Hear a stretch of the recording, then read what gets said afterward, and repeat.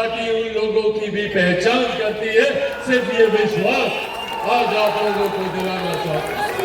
साथियों, पार्टी की ये ऐतिहासिक जीत आप लोगों के समर्पण, आप लोगों की मेहनत की वजह के बिना ये जीत कतई संभव नहीं हो सकती।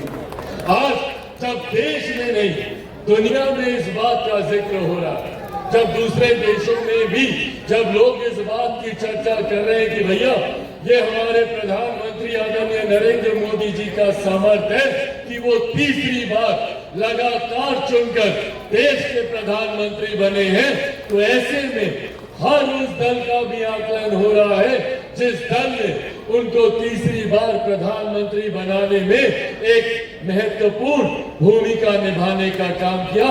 और ऐसे में सबसे मजबूती से अगर किसी पार्टी का जिक्र हो रहा है तो वो लोक जनशक्ति पार्टी रामविलास का जिक्र है। साथियों, ये सामान्य बात नहीं थी, ये सामान्य परिस्थिति नहीं थी कि एक ऐसी परिस्थिति में जहां पर विपक्ष ने साम दाम दंड भेद पूरी अपनी ताकत, पूरी अपनी शक्ति लगा दी कि किसी भी तरीके से एनडीए के प्रत्याशियों को चुनाव हराया जाए। उन्होंने झूठ बोलने का काम किया, गलत नैरेटिव सेट करने का काम किया। उन्होंने हर मन से कभी आरक्षण को लेकर, कभी संविधान को लेकर, कभी लोकतंत्र को लेकर भ्रमित और झूठी बातें फैलाने का काम किया। और ऐसा नहीं है कि लोग उनकी बातों में नहीं आए। कई ऐसे राज्य हैं जहां पर उनकी इन बातों का असर हुआ। हम लोग के बगल का राज्य उत्तर प्रदेश में जिस प्रदर्शन की हम लोग को उम्मीद थी, अपेक्षा थी, वैसा प्रदर्शन नहीं रह पाया। पर ऐसे में मैं जहां अपने कार्यकर्ताओं का धन्यवाद करूंगा तो वहीं बिहार की जनता का भी मैं धन्यवाद करूंगा, जिन्होंने विपक्ष के झूठ को ठुकराते हुए प्रधानमंत्री जी के नेतृत्व, मुख्यमंत्री जी के नेतृत्व और एनडीए की ताकत पर भरोसा करने का काम किया। और उसका सबसे ज्यादा फल अगर किसी को मिला तो वो लोक जनशक्ति पार्टी रामविलास को मिला।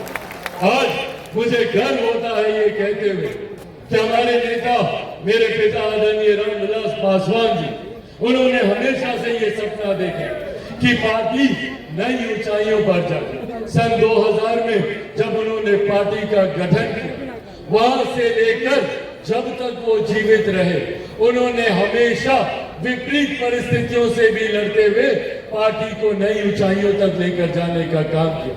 2004 के लोकसभा के चुनाव को पहली बार पार्टी ने लड़ने का काम किया। 4 सांसद उस वक्त हमारे जीत कर आए, उसमें से एक सांसद रामा किशोर जी भी यहाँ पर मौजूद है।